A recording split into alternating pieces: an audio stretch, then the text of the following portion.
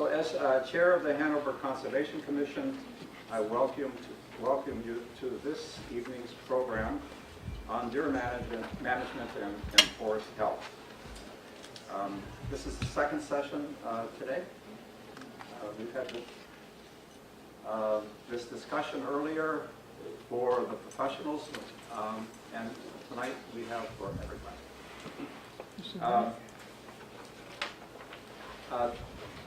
This evening our moderator will be Dan Nelson. He's sitting here beside me. I've known Dan for quite a long time. In fact, in the mid-1970s, Dan and I joined a group called the Geriatric Adventure Society. It's a group that Will Lang led, and many of you know about Will and his group, and we spent many an adventure on skis in the forests. And so Dan now is director of the outdoor program at Dartmouth College. And amongst his duties is serving on a committee that oversees the Dartmouth College grant, the second college grant, which is in the far north, and it's where we had many of our adventures on skis. There's 27,000 acres there, so he knows a little bit about the woods, and is probably sympathetic to our goals of reducing the impact of the deer on our forest health. So, without ado, I introduce Dan Nelson, and he will moderate this session this evening. Thanks, Ed. Good evening. As Ed mentioned, we had a similar session this afternoon with about as many people, and lots of information to present. And we had a 2-hour time limit, and we got to the end of our 2 hours, and there was still more information to present and more questions to be asked. So we're going to change things up a little bit this evening and present for less time and leave more time for questions and comments and interchange between the panelists. And I just want to read one paragraph as an introduction, and then we'll move on to our first section of the panel here. And David Falkenham is the Grafton County Forester, and he wrote, "The management of our deer herd is a complex social issue that involves an interesting combination of biology, tradition, social science, opinions, and emotions. This is a tough mix, and I don't envy the state fish and game departments for the fine job they do managing this animal. Consider the following hypothetical statement, quote, we are going to increase the number of does harvested in this state during hunting season to reduce overall deer densities, end quote. Make this statement to a hunter and an anti-hunter, and you are very likely to get two very opposing and sometimes angry reactions. Make this statement to a farmer or a forester, and you will get another reaction. Tell that same group that we are going to increase the number of deer in this state by decreasing the doe harvest, and see what reaction that is given. All wildlife is a public trust, and that is how it is managed, and we all have some control and some responsibility." So that's the spirit in which this evening is presented. So we've got three kind of general topics that the presenters will address. The first one is forest health, and our two presenters are going to be Tom Rowinski, who's a botanist from the U.S. Forest Service, and John Bolton, who's the Windsor County Forester in Vermont. And in the interest of time, I'm not going to read off to you their many advanced degrees and qualifications. They are eminently qualified, and we'll just leave the introduction brief. And Tom, you want to begin? Thank you very much, and thank you for having us. This is a fabulous learning opportunity for me as well. I work for the U.S. Forest Service, so it's quite obvious I'm here to advocate for healthy, sustainable forests that provide so many values to us. I and the rest of us, we're also going to advocate for balance. That's a word you'll hear a lot today. We all want deer in the forest. We all want the forest to be healthy. And the trick is trying to find that right balance. And so my presentation will show lots of deer impact slides and a few other things related to that. I'm a wildlifer by education. I have 2 degrees in wildlife biology, but I've been a plant ecologist and botanist for 32 years. The last 7 or 8 years or so, I've focused on the deer issue, working throughout New England and New York states. And there are many, many communities and many landowners who are in very difficult situations trying to grapple with the white-tailed deer overabundance issue. Could I try to shut up these lights? That's what, just so we can see the pictures a little better. Oh, isn't this intimate? So let's see what the grades have said. Rachel Carson, author of Silent Spring, okay, DDT. Nature has introduced great variety into the landscape, but man has displayed a passion for simplifying it. Thus, he undoes the built-in checks and balances by which nature holds a species within bounds. I gave a talk recently in Cambridge. I called it Scentless Spring, because I think it's the next great catastrophe we have without flowers to produce the scent. It's kind of a take on Rachel's work. Aldo Leopold, the father of modern wildlife biology and great conservationist and philosopher. The second quote, "A thing is right when it tends to preserve the integrity, stability, and beauty of the biotic community. It is wrong when it tends otherwise." So that should be our unifying land ethic. If the land is healthy, we are healthy. And we should be good stewards of the land. Across tens of millions of acres, this is not happening in eastern U.S. due to deer. And finally, Gary Auld, contemporary ecologist, he sees deer management as the single greatest mistake ever perpetrated on Pennsylvania. Fewer than half of Pennsylvania's forests have enough young trees to replace itself. Think how big Pennsylvania is. This is a big problemo. So I've described it, and others have, as the single greatest conservation challenge of our time. It is solvable. We know how to reduce deer densities. It's just, as a culture, with all these different stakeholder interests, are we able to come together and maybe implement Leopold's vision of a land ethic? So I'm a plant lover. Barbara had some nice venison chili for us today, so we did our part. And much of my background was in biodiversity conservation, and this is what I miss in so many forests. Canada lily, fritillary butterflies, that's the web of life, and that's just being depleted. This is very much true in many states, Rhode Island, New York. It's only been in the last 30 years or so that deer herds have skyrocketed. And as you'll hear, wildlife belongs to all of us for our use and enjoyment. It's in the public trust. And the star of the show, the white-tailed deer, very smart, incredible senses, and they beguile us with their beauty. Quote from Tom Rooney, "This animal provides more benefits to Americans and at the same time causes more problems." So we're in this juxtaposition, trying to maximize the benefits and minimize the negative impacts. As we all know, deer like to live in the forest and eat plants. They like to eat our lawns. They like to hide in our cemeteries. They like to eat our crops. And sometimes we feed them. Anyone feed deer? Maybe as a hunter, it's legal, which is great in New York and New Hampshire to be able to feed deer and shoot them. Anyone feed deer in their backyard? How about they come up to bird feeders sometimes. They'll smack them to get the sunflower seeds. So this is one of the most diagnostic features of browse line when the deer eating everything up to about 4 or 5 feet. They do impact plants in many ways. They'll even strip bark off witch hazel. And chronic overbrowsing leads to this simplification of the vegetation, where you'll have this monoculture of Bill Gunther's favorite plant, hay-scented fern, and no shrubs in between. They develop a savanna or park-like situation. Pennsylvania has millions of acres of fern savanna now. This is from Rhode Island, a place that's heavily populated by deer. So deer avoid frightening features of their environment. Where these kids run their cross-country races, the deer impact is minimal. They get scared out of there.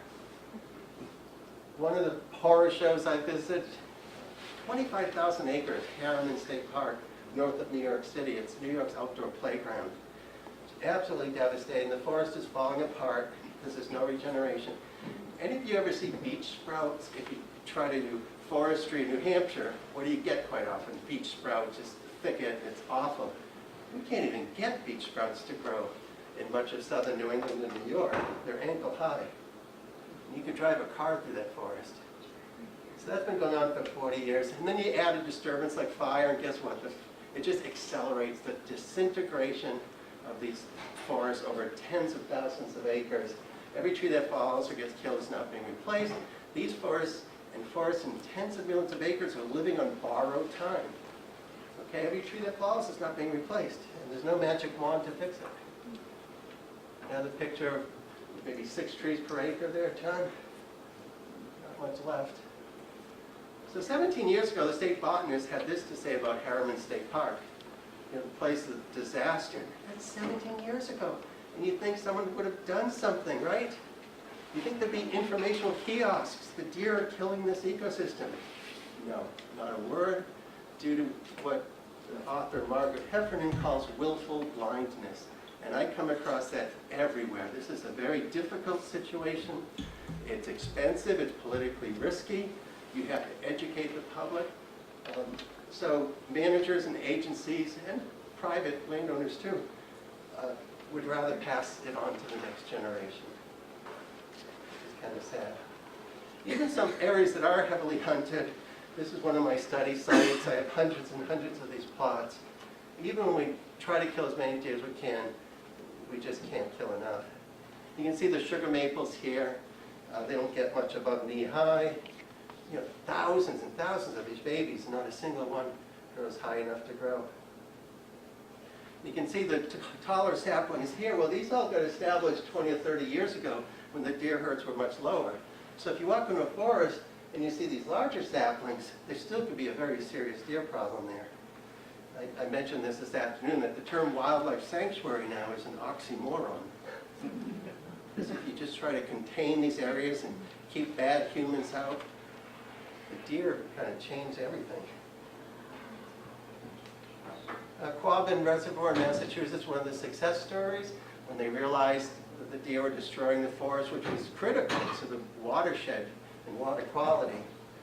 They did a good job there, and it's still ongoing.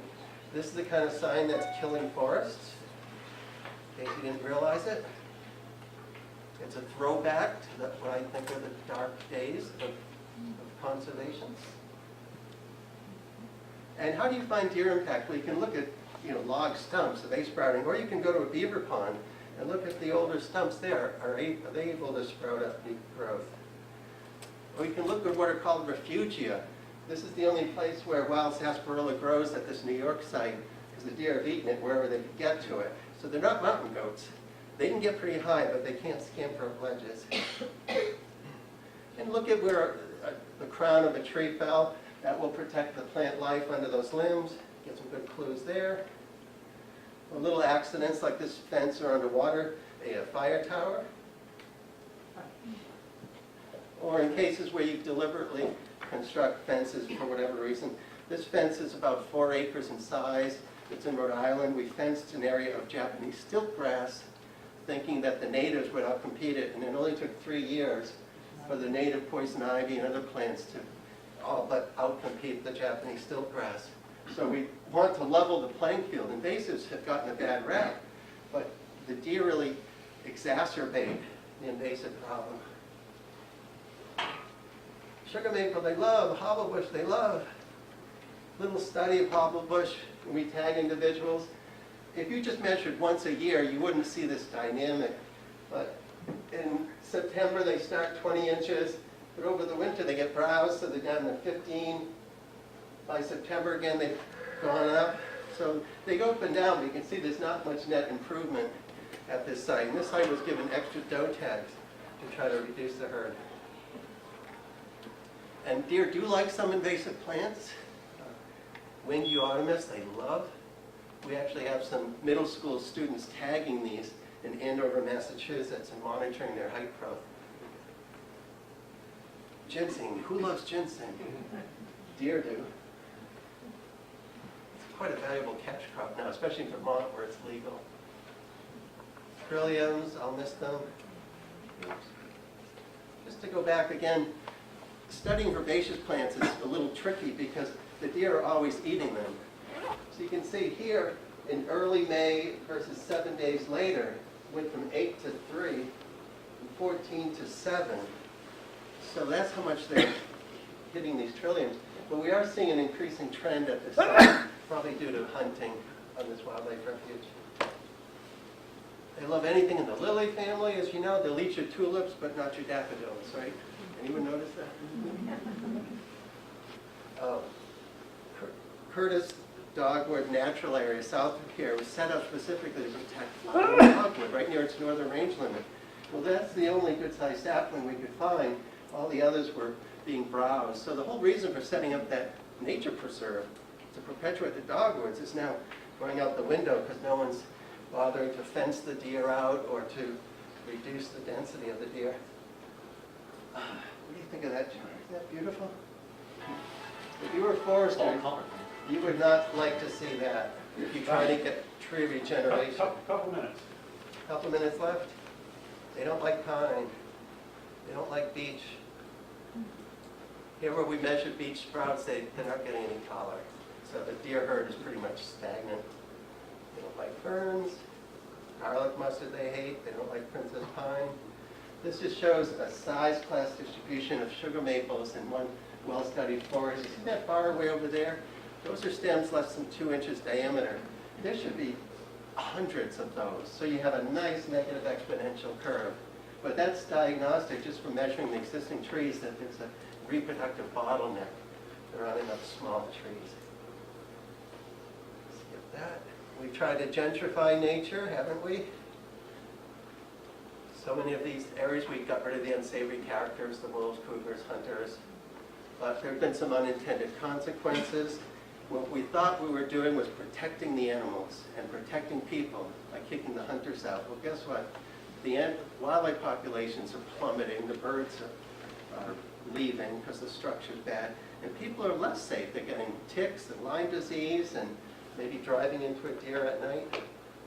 So it's had the opposite effect, I think. Just a graphic of what I study now. I study socio-ecological systems.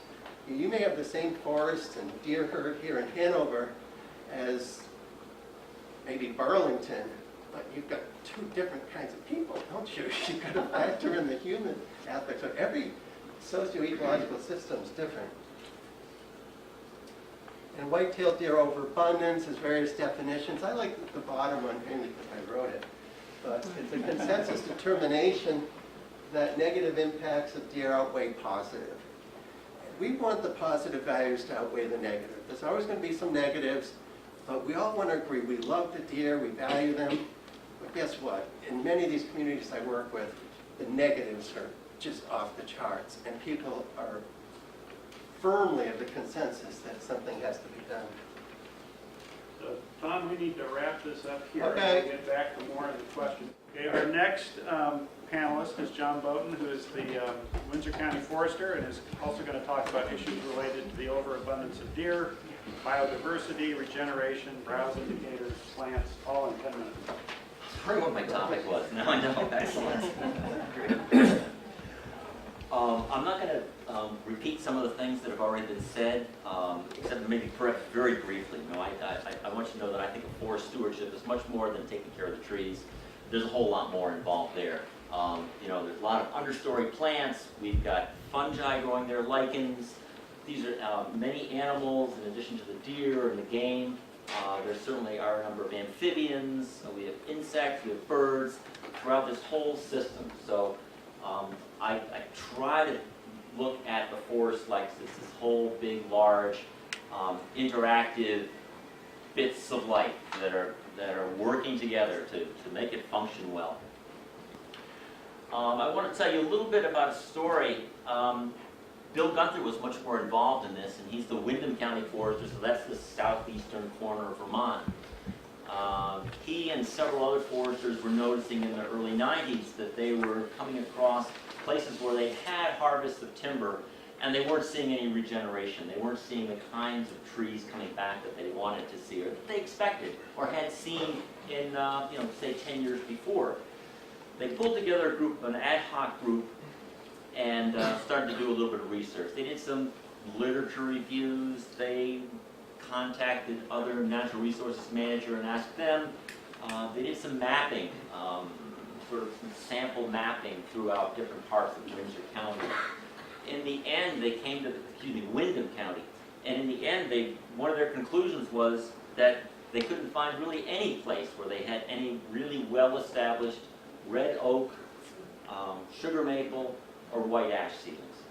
So, kind of a problem that led them to go a bit further and say, all right, we need to do something about this. They put together a white paper, sent to the legislature. They also did some personal contact with legislators. And I think they may have actually written a bill, or at least they worked with some other people to write a bill that would address the issue.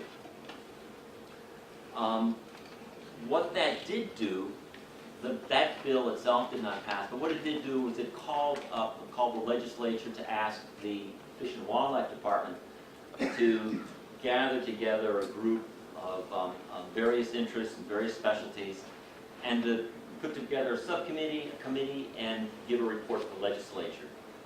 That report was given in the year 2012. I have a copy of it, and I think there's a link to it on on the back of the sheets that you have, if you want to take a look at it. One of the pieces that I want to mention about that is one of the charts in it. Appendix A is really a listing of various plants, mostly trees, but at which point in time they are impacted by deer. So we know that early on, some of the plants that we'll start to see, well, with very few deer, we might not see any chewing.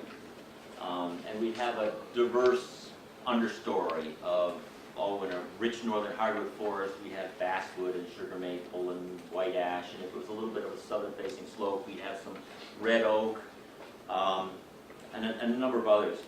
But we find that when the deer populations begin to go up, the sugar maple, the white ash, and the red oak tend to start dropping out of the picture first. They're the ones that are favorites. Second of all, we start running into things like yellow birch, hemlock, and balsam fir.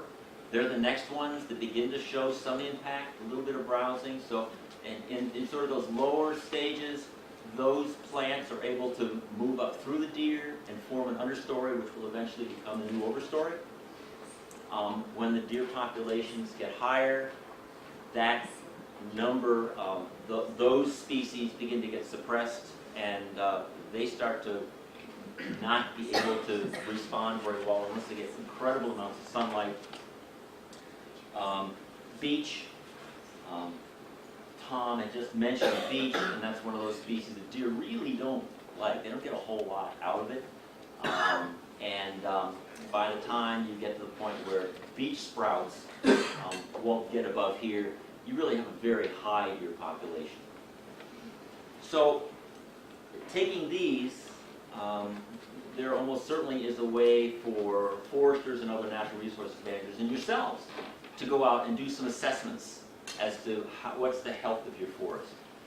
So foresters can do this when they're out taking inventory plots, perhaps in Vermont, as we would be putting together management plans, or private foresters would be putting together management plans for the current use program. They're already collecting some data about what the regeneration is. If they also were collecting some data about the health of that regeneration, what the species are, and if, say, sugar maple is down here, it's browsed, and beech is, say, chest high, you might say that that was one acceptable tree, and so that meets the standard that you would want for that patch of regeneration. But it's not the quality that you want, it's not the species that you want. So beginning to make those sort of notations and noting that maybe this is sort of a medium level thing. I have several copies of this browsing conditions for managing northern hardwoods. So you're welcome to take those, and we'll continue. As you can see, this is just enough presentation to raise some topics for further questions, and so we can explore this later. There was a fair bit of frustration at the first session that there was so much information people didn't have time to ask questions. So we're trying to find the balance with that. Our next area is deer management, and we have with us Dan Bergeron, who's the deer project leader for New Hampshire Fish and Game, and Adam Murkowski, who's the deer project leader for Vermont Fish and Wildlife. And are you going first, Dan, or are you going? Yeah, I can go first. Okay. And really encourage you gentlemen to hold your comments to about 10 minutes each. Watch for the yellow and red card.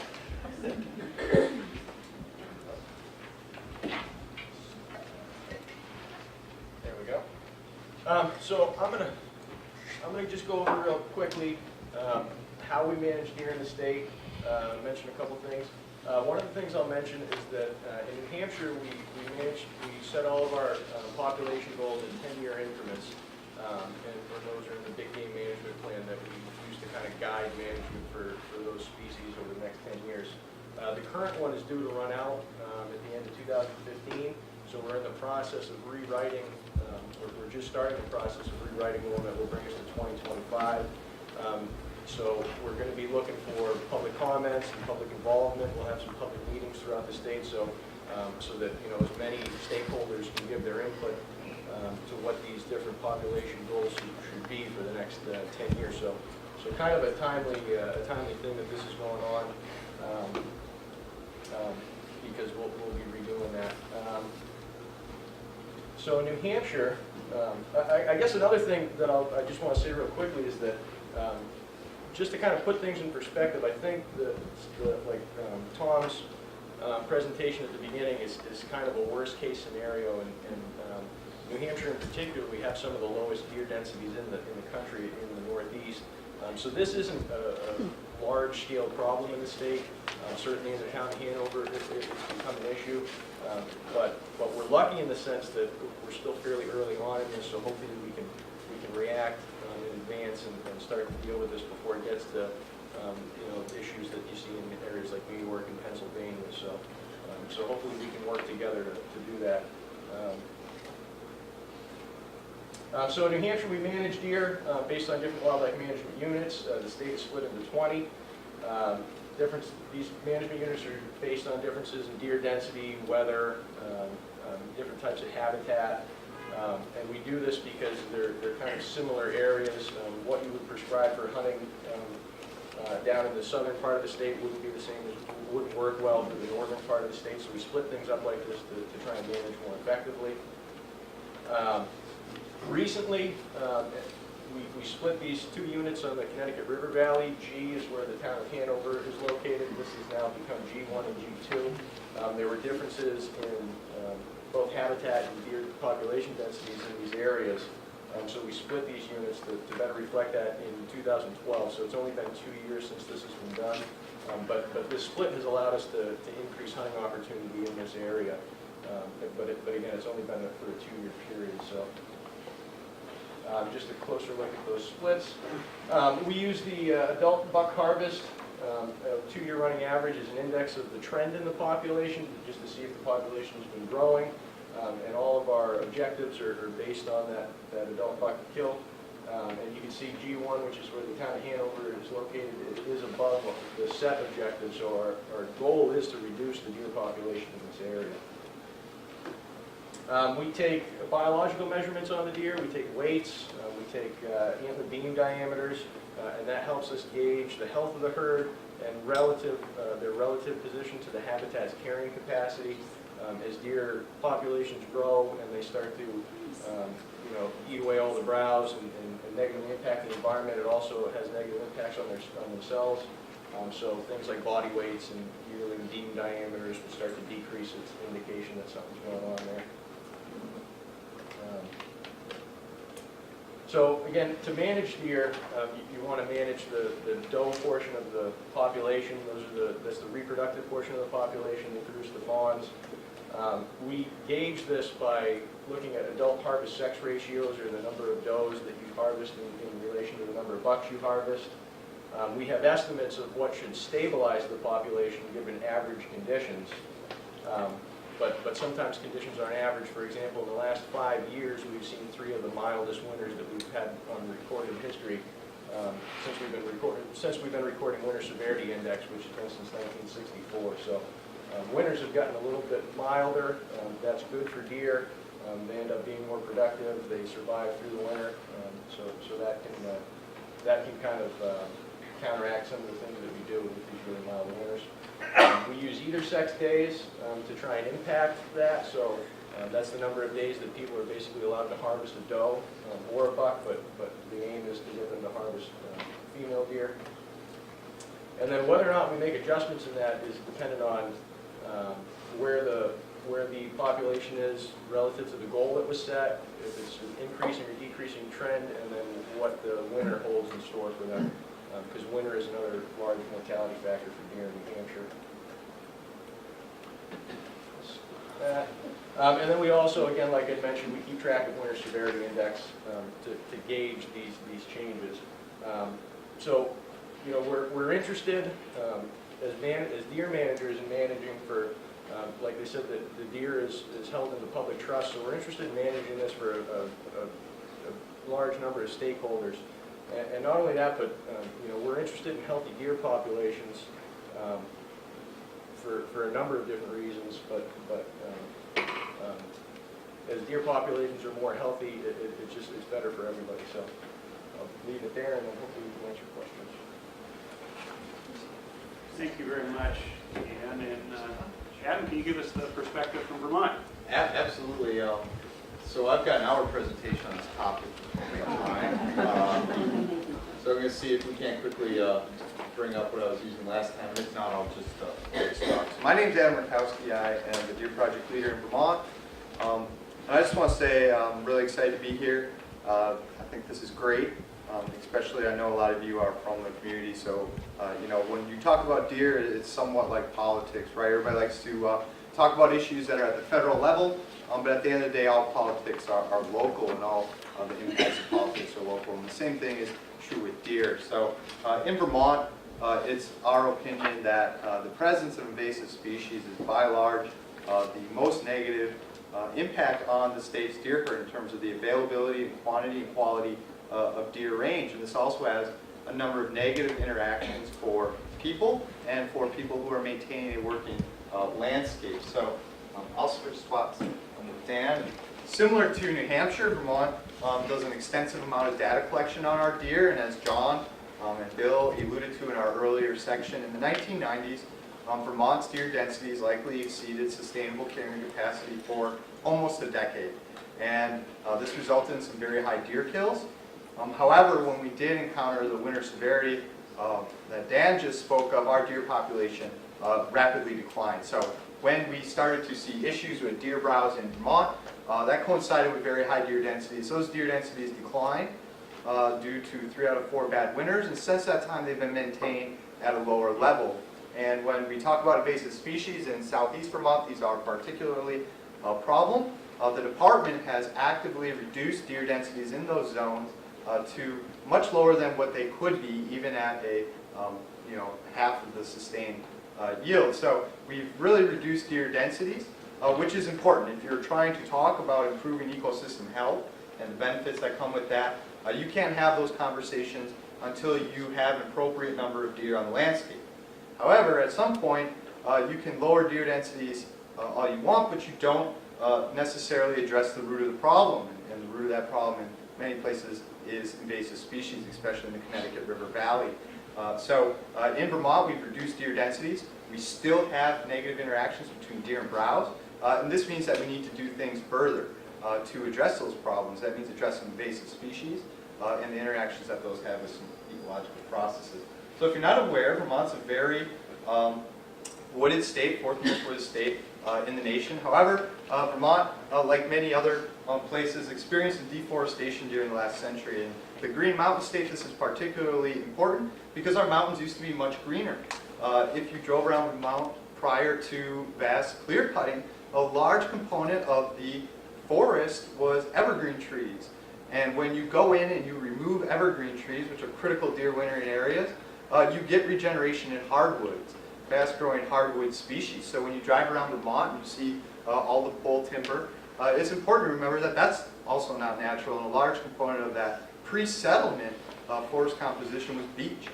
So when we talk about forest transitioning and the types of plants that are out on the landscape, it's important to keep a historical perspective. And in particularly, what we tell deer hunters, and what I will tell you, is that it is the presence of these invasive species that are the next challenge when we talk about ecosystems. You drive around, you see the woods is green, everything looks green, that must mean it's healthy. That's not the case. And there are a large number of species in Vermont and in New Hampshire that are negatively impacting deer, and they're having some negative implications for people. So we don't need to go all this because we'll never make time. But about a third of everything that you find in Vermont, including the state's heralded brook trout, is an invasive species. This is distribution of loosestrife. Most invasive species have the same pattern. So when we talk about the impacts that these things have, right, through time, timber practices have changed. People used to clear cut.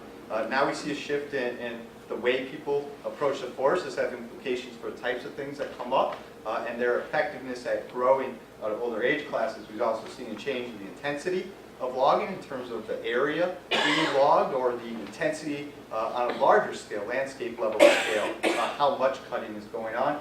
These all have implications, and ultimately, if you go in and you cut an acre, and half of that comes up in invasive plants, you've immediately reduced the number of native plants in that area. So that's a negative implication. And then even if you have a reduced deer population, they're focused on that remaining portion of what they consider good food, right? Because deer do not like to eat many of these invasive species. So that exasperates the problem. So even if you reduce deer densities, you can still have deer browse problems because invasives are occupying that space, which focuses this. And this is probably the most key part of all this. And this goes back to that politics analogy. Deer live in very small areas. You can shrink a female deer's home range down to about 400 acres. You cannot make it expand beyond 300 acres. And so we need to address these problems very locally. And female deer, when they have young fawns, those female fawns do not disperse on the landscape. They form matriarchal groups. So you can get situations where in very small scale, you can get very high deer densities, and that's from doe family groups. So you need to address these invasive species, and you need to address the deer at relevant scales, which means you need to approach the problem where you have a problem. So this is just some diagrams on this. And when we talk about invasive species in Vermont, and particularly ones negatively impacting the deer herd, we're talking about honeysuckles, barberry, the hemlock woolly adelgid, which is not a plant, and buckthorn. And we'll just go over honeysuckle as an example about why it's a problem, because many of these are a problem for the same reason. And that's first and foremost, if you're a deer hunter, right, deer don't like to eat honeysuckle.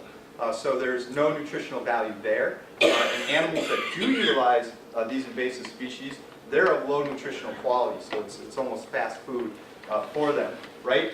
And invasives also green up earlier. So they are dense in the landscape because they have no competition, and they green up earlier. So wildlife congregate in these areas. These areas also create good microclimates for things like ticks. Tick abundance in invasive plants can far exceed what you find in normal woodlot, in excess of 10 times what you would find in a natural ecosystem. So we have a situation where wildlife are concentrating in places where we also have some unnatural high levels of other things that are causing some negative interactions with people. So this is a catalyst, and it feeds upon itself. And so the prevalence, which is the incidence of a disease in a population, right? The prevalence of infectious diseases and things like ticks can be much higher in these patches of invasive plants because we've created a perfect scenario where the ticks have good habitat, and you're also getting a lot of mingling between the things that they need to carry out their life cycle. So you get this ciplet About 2 response. minutes, 2 minutes, right? So barberry is a main thing, same idea, the hemlock woolly adelgid.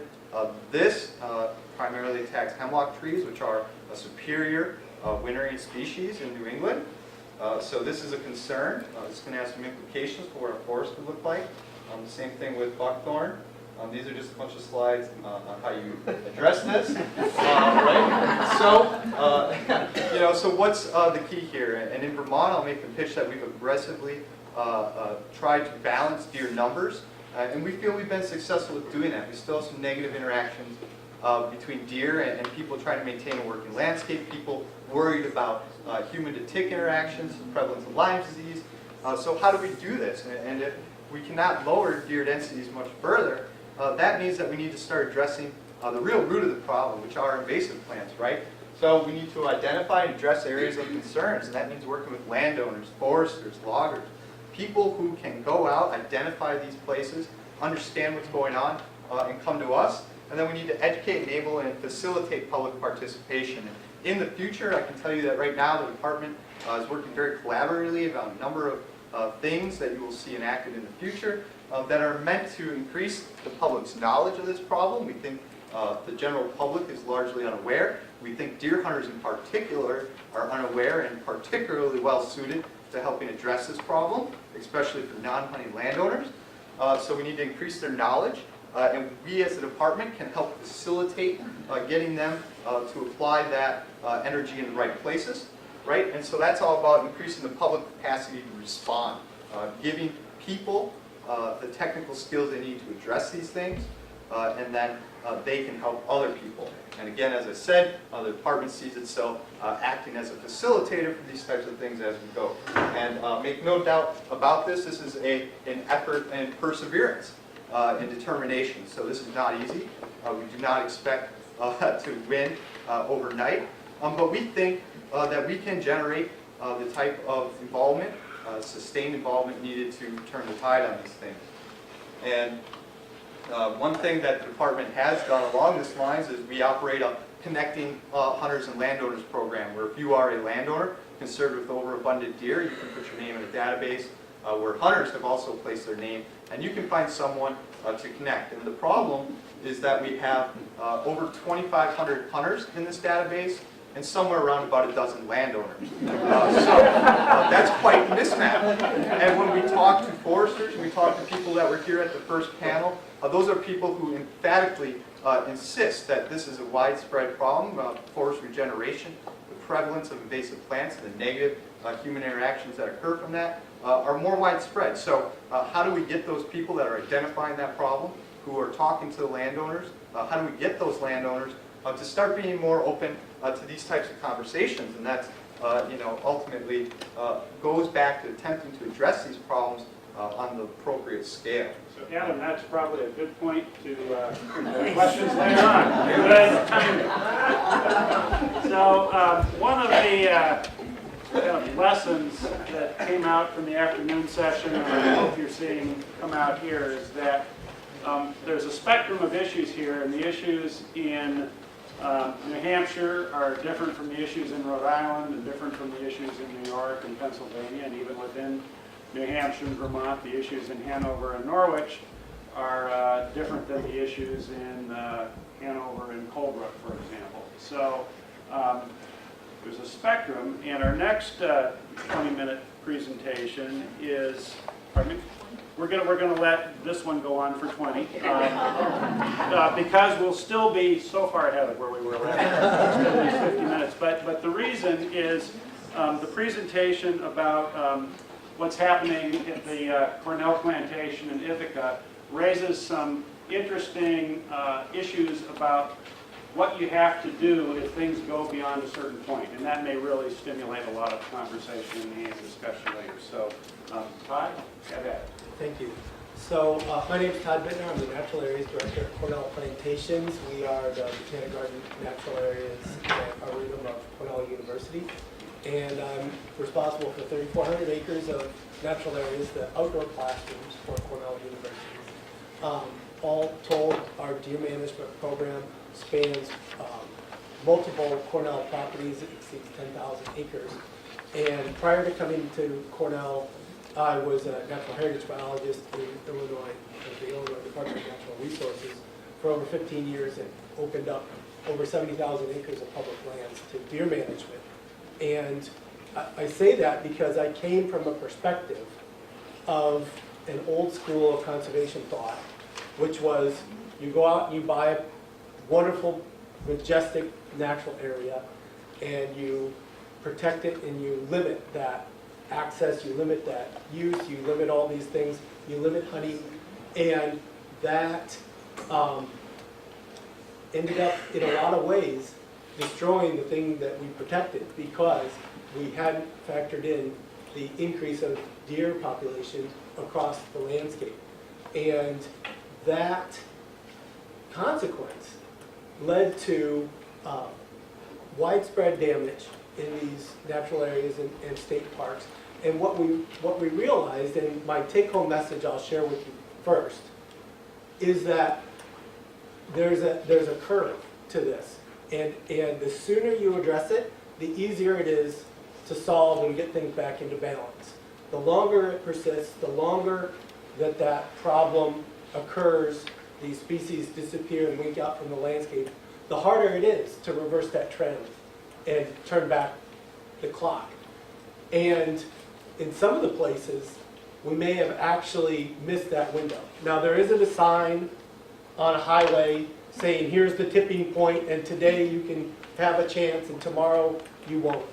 And actually, some of the work that we're looking at now is trying to determine whether or not, after that tipping point, if there are ways to get us back to what those conditions were like before. But that's not the focus of my talk, but my take-home message is the sooner you address the problem, the easier it is to solve. The longer you wait, the more difficult or maybe nearly impossible. And interestingly enough, the places that we found some of the least problems were the places that had always had deer hunting. It may not have been to the level that we would have advised, but there was at least pressure there, there was at least deer hunting occurring, and those areas had a lot of the biodiversity left. And the places that, whether it was a park or a nature preserve where that opportunity was taken away, or whether it was because suburban sprawl spread out over the landscape, and all the population of houses made it impossible or impractical for hunters to be able to hunt in that suburban landscape, or any of those other kinds of reasons, that you get into that situation, it's quite different from always having hunting. So to the experiment that we took on, we realized at Cornell in the early 2000s that we were having a problem right on campus and in the periphery.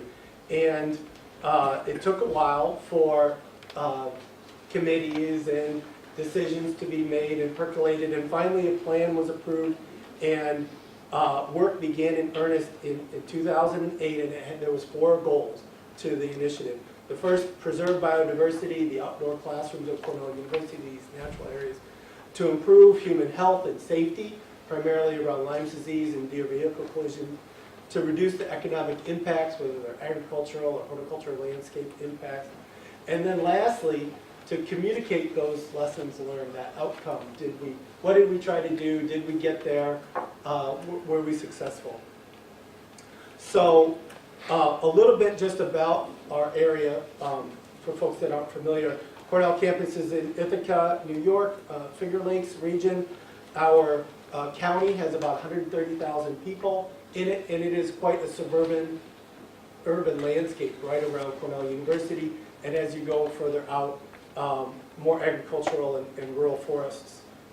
The deer population around 2008 was estimated, well actually I'll say more than estimated, at 55 deer per square mile. Now I give the density number a little begrudgingly, because the real measure of the deer on the landscape, in my opinion, should be what's the damage? What's the vegetation response to that population? Because 10 deer per square mile or 20 deer per square mile is very site specific. You go to the farther northern part of New Hampshire, the southern part of New Hampshire, similar kinds of 2,000 feet up, 500 feet down. The productivity of the forest is highly variable. So the landscape really is the best way to measure the impact of deer. But it's two sides of the coin. It at least gives you kind of a relative sense of where we're at with that level of impact by giving a deer per square mile number. So the program had two main components. The first was a sterilization zone on what we call core campus. And the goal was to sterilize all the deer, all the does that were present. And then on the periphery, in the more agricultural, rural areas, an Ernebuck hunting program. And for those areas that archery hunting was deemed safe, we allowed archery hunting. Firearm hunting, we allowed that. All hunters were required to harvest 2 does before they were able to take a buck. And the overall goal of the program was a 75% reduction in the deer population. So we ended up with 20 sites that were in the archery and firearm area, and we, in New York, had, at that time, 2.5-month hunting season. So beginning October 1, archery hunting through the middle of November, and then 3 weeks of firearm hunting, not rifles, just shotguns, and then 10 days in December for muzzleloader. We also set up multiple deer exposures and vegetation research plots. We wanted to be able to assess the efficacy of the deer program, not just based on density numbers, but on the response to the vegetation. And one of those exposures was 5 acres. And part of the reason for this, and I encourage the community to explore this as well, we can sit up here and say we're the experts and here's all this data and this browse number and that browse number, but going out into the woods and seeing a fence with no deer pressure and deer pressure on that side and being able to see for yourself is such a compelling educational opportunity to be able to actually visualize what the difference is with that level of deer pressure. And so we use that exposure for that educational purpose. So the next section here I want to speak about is the next 6 years of our deer program. And as I mentioned, we had a sterilization program. Over that 6 years, 95 does were sterilized on campus. They were baited in clover traps, and the deer would come in, and the clover trap would trip and hold them, and then they would be anesthetized, go to the Cornell Vet School, and they would have surgery. And they were getting a tubal ligation and ear tags and radio collars to track their movement and be able to track the population over time. And so we laughed as well because all of our deer were all decked out with jewelry and were very fashionable. So over that 6-year period, in total, we had 1,620 hunter participants. Our program expanded from 1,500 acres originally to 3,865 acres. We essentially went and found every single acre we possibly could get into the firearm or the archery program that Cornell owned and gradually built that up over time. And all told, in 6 years, 609 deer were harvested. And so that seems like a lot, and you would have an expectation that that really turned the corner. So here's the outcomes from that period of time. Over that 6-year period, we saw an average number of deer vehicle collisions double. It increased by 2 times. All told, in Tompkins County, not just in our area, but in Tompkins County, Lyme disease cases increased by 1,089%. We took one of the preferred browse species that was mentioned earlier, oaks, and we planted little ones out in the woods. Each of them was planted uncaged and caged. And then we went back each day how many days before that oak was browsed. And none of them survived past 30 days. And not only that, but and the reason you have to control trees is just, what if the voles eat it, or what if the drought, kills it, or whatever. You want to make sure you discount that. We actually had over 50% death on our control trees, but it was because the deer learned that they could knock the cage over and eat the oak tree itself. So we sampled other vegetation similar to what Tom Ruinski was mentioning before, and saw depressing results from that as well. And then lastly, we did camera surveys, marker capture, and watched the deer population increase from 55 deer per square mile to 60 over that 6-year period. So that was despite 600 some deer hunted, and all the 98%, I think, of the does on campus being sterilized. And so we thought to ourselves, well, what could it have been like if we hadn't done it? So there were a couple course corrections that we did during that period. I mentioned the increase in the huntable acres. We also learned that doing a tubal ligation wasn't a good idea, because the deer still had their ovaries, and then became the only non-impregnated deer in town, and advertised to all the bucks in the neighborhood that they were still in heat.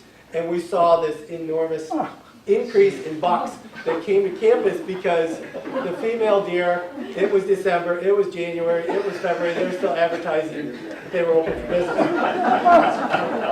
So the following year we changed our procedures and then did ovectomy, so that changed that.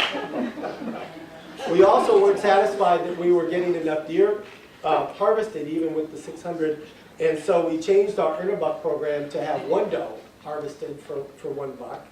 Eligible.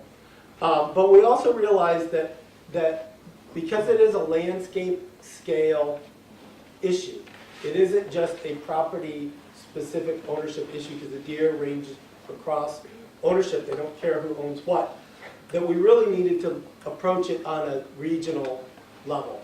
And so we engaged the New York State Department of Environmental Conservation when they were developing their statewide deer management plan to provide other tools and opportunities for suburban deer management. In other words, we needed additional tools in the toolbox rather than all these specific traditional deer hunting solutions. And they listened to that, mostly. And one of the outcomes from that was that they created the first of its kind in New York State deer management focus area. So the focus area started in 2012, and we helped them draw the boundaries around Ithaca. It ended up being 100 square miles, and it is mostly suburban areas. And in that zone, it basically liberalized the deer harvest requirements, and you could take up to 2 antlerless deer per day during the regular season. So essentially, as much as you could. And our season, as I mentioned before, was started with archery hunting October 1, and then muzzleloader in the mid-December. It ended. If you just continue to put deer pressure with hunters on those same properties, the deer figure out where that's happening. And then they realize that this 40 acres over here or this 5 acres over here is safe, and there isn't any deer hunting over it. So you can only hunt an area so much before the deer pressure drives them off and they find those refugia. So we recognized that, and we came back. We gave them a 3-week break after the muzzleloader season was over, and that was intended to get them reacclimated to coming back to where the home ranges had been previously. And then this January 10th, we started a 3-week January antlerless only deer hunting season. So we literally had 3.5 months of deer management season upon us. And we tried that for 2 years, and we still didn't get to our management goals. So at the end of 2013, we worked with the college, we worked with the state New York Department of Environmental Conservation, and we obtained nuisance permits from them. And the nuisance permits were rolled into a program where we hand-selected some of the archers from our deer hunting program, provided additional training and guidance to them, and even vetted them for proficiency. We set up deer stands in these urban areas where we predetermined where they were going to be, where they were going to shoot, and they were shooting deer over bait. And we put bait down on the ground. And the nice thing about this, and one of the different, I don't call it hunting, and there was a lot of concern over the safety of this as an issue. The participants know that they don't have to take a risky shot at a deer over here, because ultimately that deer is conditioned now and it comes into the bait. And so you've already pre-selected where you're going to be shooting, and even cleared lanes so that there weren't branches or anything else. And that was effective to a degree. We had set up game cameras at the same time so we could try to time and see when the deer were coming and going. And so that helped us to narrow down when people are sitting in 5 degrees below zero temperatures in February trying to do this. But then we realized that in the suburban landscape, because of how many people are out and about, that the deer really have become conditioned to be in this more nocturnal behavior. Thank you. And that required some unique challenges to be overcome. And so just an even smaller subset of our participants obtained red spotlights that they attached to their bows, and we were shooting deer over bait at 7, 8, 9 p.m. And all told through this program, well, and I should say, you remember this 55 deer per square mile, and then onwards to 60. Only after our nuisance permit program occurred, we saw a 45% reduction in our deer population. I'll talk about the other component of it when we get into the Q&A. We continue to work with the state DEC to try to get additional tools for our suburban deer management, and just this year, they changed the discharge limit for archery equipment from 500 feet to 150. That has changed the amount of available hunting area that we have, increased it by 25%. Instead of it requiring 18 acres to discharge a bow, it's 1.5 acres. And so that, we haven't done it yet. It's just coming up here in a couple of weeks, but that will make another big increase in our effectiveness. So just in conclusion, the approaches that have been mentioned before with engaging the communities, the towns, providing clear goals, trying to balance the ecological conditions with the deer population, and providing as many tools on a site-specific basis as possible are part of the sets of solutions and recommendations that you may be able to pursue here. Thank you very much. All right. So I hope those 5 presentations give you some things to wonder about and ask about. If you have questions or comments, just raise your hand. I'll recognize you, and I'll be scanning the room. And if our panelists want to respond to somebody else's response, we'll try to do some of that as well. If you want to address your question to somebody in particular, say so, and introduce yourself by just saying your name and what town you're from. Jeff. Thank you, that's my name, Jed Williamson from Hanover. And none of you mentioned predators, and titles have certainly had an influence. So, comments? Anybody want to address the question of predators.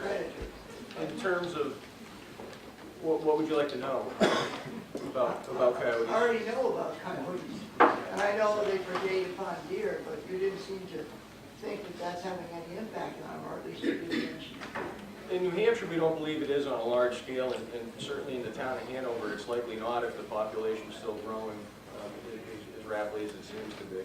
But I wouldn't think coyote predation we don't see it as a limiting factor in New Hampshire. It's likely increased over the years because the number of predators like bear, coyote, bobcat has increased, but it doesn't appear to be a limiting factor really anywhere in the state. Other questions? Yes. Ned Whittington, Hanover. I was delighted to learn so much about the need to manage deer, which I agree with. What was not presented, and which I would love some response on, is the issue of safety for people. I think the reason that you have a huge turnout tonight is because last year, for the first time, the town and the Conservation Commission opened up Balch Hill. This year, it's going to be open for hunting beginning September 15th, all of foliage season. And if you don't live near there, I abut it. It's 44 acres, completely surrounded by housing developments. I have a map, which is a town and conservation committee map. I have 10 copies. I'll put them over there. It shows the 44 acres and the paths. And there is no place you can stand with a bow and arrow that is more than 75 feet away from one of those paths. It's heavily hiked, along with Mink Brook. It's one of the two places that's hugely hiked. Supposedly the town carefully screens hunters. I personally picked up a hunting arrow on the far side of property owned by a family with two very young children who play in that area. If you've never seen a hunting arrow, it's got razor sharp edges on it. It's designed to kill. The children in our neighborhood have been told not even to get near those arrows when they see them. The town and the Conservation Committee, or Conservancy, whatever it's called, the two that own the property, are of the opinion that it's safe to tell people to keep hiking there while the hunting is going on. I disagree with that. My family doesn't go up there. We're normally 3 times a weekers on Balch Hill. And we were not up there in those months last year. We will not be there this year. I sent the message to the email to the select board because I was shocked that it's not an insurance issue. I'm shocked that nobody took it to the town's insurance company to say, can we do this? So I'd be thrilled if somebody would address the safety concerns. See if one of our, or more of our panelists want to address that. And Peter Christie was the moderator of the previous session. He's a selectman. I don't know how he avoided this one, but you want to start with that? I'll start a little bit because I attend many community meetings such as this, and it is good, it is natural to be concerned to ask these kinds of questions. You know, public safety is paramount. In the town of Andover, Massachusetts, which is one of the towns that has gone farthest in deer, Massachusetts, a local firefighter there got up in front of the selectmen and said, never in a million years would I propose something that I thought was remotely dangerous to anyone. And that's based on the whole literature and the basics of archery hunting. Is that you're shooting down your targets very close. There's virtually no chance of shooting the wrong thing. Now, your point about finding a stray arrow, that concerns me. I have a photograph. Yeah. Roger Quimby from Grantham, New Hampshire, shot it. If he's here, I'd be thrilled to embarrass him. Well, anyhow, I mean, so that's a legitimate concern. And so if you're orchestrating this bow hunting program at Balch Hill, you've got to add that to the list of requirements. So let me, yes. Hi, I'm Brad Naples, 24 Hemlock Road. I live right across from Balch Hill parking lot, so I'm one of the few that live right in the vicinity. Last year it was a mess. People showed up the day before they were allowed to hunt. They were in full regalia, walking on private property before they were allowed to hunt. I had to confront multiple hunters who confronted me saying, you know, so I'm not opposed to confronting, but I said, and I'm not opposed to hunting. But also, the other thing is, so there was no signage, no communication, no organization, just go do it. And the other issue is we had a lot of people visiting the area for the children of Dartmouth, and they didn't know there was hunting up there. They had little kids. They didn't have yellow, orange vest on. I had to go out and stop them and say, look, you better watch it. So I never met Ned, so I guess we're kind of neighbors. But I'm not opposed to the hunting. But I do think you're playing a little bit with fire up there because a lot of Dartmouth students are running. They don't really know what's going on. And so if you're going to do it this year, I highly suggest there be somebody there the first day that it's open. Even though in the Valley News, the day of the Valley News, it said it opens tomorrow. The hunter was saying, no, it opens today. So I had to show him the paper saying, no, it opens tomorrow. So we don't have anybody on our panel from the town who can really speak to the management of that. I can't speak. Right, I did send multiple emails to our town manager, to which I got a sigh. So, I can talk a bit about the safety facets of the programs that we put together. So Barbara wants me to stand up, so I'll do it. We do put up signs at all of our trailheads so that the hikers, the people that go out there that aren't hunters are aware of the program, and then they can choose if they're comfortable or not to do that. We also post all of our rules and regulations for the hunters that go along with it. And anybody that wants to see this level of detail, I have business cards, I have, it's all on our Cornell Plantations website, which is another place that we have, Barbara's telling me it's on our handout. So all the dates for all the seasons are posted. Now a lot of our sites are archery and firearm, and so we'll say, you know, here's the archery season, the public, it's open to the public. Here's the firearm season, it's closed to the public. And those are the types of information that are presented to anybody that enters the property. Now we also have expectations for our hunters, and we basically allow people, if they continue to prove that they meet the rules and regulations that we've set forward, that they continue to be in good standing, and we allow them in the program in the future. And if they don't, and trespass on neighbor's property without permission is one of the ways to get kicked out of our program.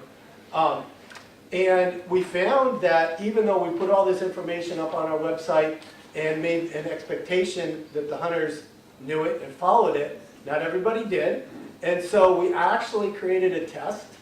It was an open book test online, and it basically meant that they had to read all the rules and regulations on our website for them to be able to pass. And once they did that, then they were able to get in and be permitted. And one of those rules and regulations is that they cannot hunt within 30 yards of a trail. And you know, most archery hunters don't take a shot at a deer beyond 30 yards because they'll lose their deer and they'll lose their arrow and everything else. And literally, they're shooting at them at you know, right below them. And so that combination of approaches has been very successful, and we have had no safety issues in our program. And I'm not aware of any accidents involving the public in archery hunting in the U.S., period. So that doesn't mean that there still isn't a risk. There's a risk with everything. But we feel that the steps that we put in place have protected everybody's safety as best we're able. Another couple comments from town? I'll just add one other comment. You know, it's easier for a private landowner to make the rules. Like the Nature Conservancy, they can shut down their preserves to allow gun hunting in January on Long Island like they do. But for a municipality to set up some sort of arrangement that restricts recreational use, a vivid example of that is in South Hold, New York. That's the North Fork of Long Island. The deer situation there is at emergency levels. Okay, the people are at wit's end. The only places where these deer can be harvested by hunters are these town-owned natural areas. From October 1 to December 31st, recreationalists are forbidden from stepping foot into these areas. It's reserved just for the bow hunters, not for safety reasons, but so the archers can be as successful as possible without dog walkers and everything. So that community is bought into it because they are in an emergency situation. You don't want to get there, but it does show that municipalities have the ability to manage recreation and manage hunting in some compatible, agreed-upon format. Dan, did you have a comment? Yeah, I'd just like to speak in general in terms of, New Hampshire has a great track record for hunter safety. We have a very in-depth hunter education program, and there are very, very few incidents statewide of any hunting-related accidents. And most of the time, it's a hunter fell out of his tree stand, or they're hunter-related accidents, not non-hunter-related accidents, as you kind of attested to with the situation in New York. So it's a pretty safe thing. It's very natural to be concerned about that, and there always is that possibility. Just in this example, in New Hampshire, there's far more accidents with ATV-related recreation than there is with hunting-related recreation. So it's always a possibility, but the nice thing about doing it at the town level is you can get together as a town and you can figure out a system that everyone's comfortable with. Cornell has some great examples of things that they put in place.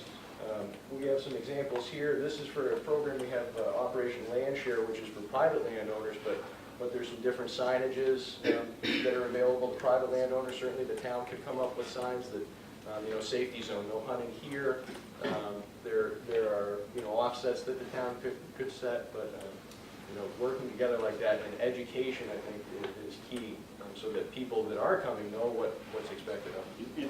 Dan, could you just, because not everybody here may know, just quickly summarize the New Hampshire regs about discharge within a certain distance of a residence and of a roadway? So it's 300, it varies based on the class of the roadway, but the general discharge restrictions are 300 feet from an occupied dwelling unless you have landowner permission. And then it can be closer if landowner permission is granted. But it's 300 feet for archery and for firearms in New Hampshire. Ed? Yeah, I have a response to the individual landowners about the intrusion on their property. This year, we recognized that was a problem. Last year, we, being the Conservation Commission, and in particular Vicki Smith, who's a senior planner in the town of Hanover, was standing there with pen in hand. And Vicki has made it her role to go out and mark our property boundaries this year to make sure that the hunters know where the property lines are. So I've been away for a while. I'm not quite sure if that job got done yet or not yet. 5 days blocked off to go out and then to do the work. Right, so we will be marking, are we marking the Dartmouth College boundaries? No, The Conservancy's boundaries? No, the Conservancy's boundaries are pretty well. Okay, so there are 3 property owners up there. There's the Hanover Conservancy, the Hanover Conservation Commission, and Dartmouth College. And that's managed as one unit, but there are separate responsibilities for marking the property boundaries. So perhaps we need to get, we do have someone from Dartmouth College here. Not my job description. But in any case, we will address that issue. And we will probably discuss the issue of the joint use of the property by people out for recreation and people out for hunting. I saw a question over here. Yeah, my name is Ryan Johnson. I live at 6 Hedge Lane. I'm a nature lover, certainly, and I'm also a deer hunter. I've been hunting since I was 6, and I've been archery hunting since I was 13. I guess I have some confusion around, so I'm not against the hunting thing at all. Certainly, I have 2 young children. Property basically backs up the Bulge Hill. I'm up there every day, hiking with them.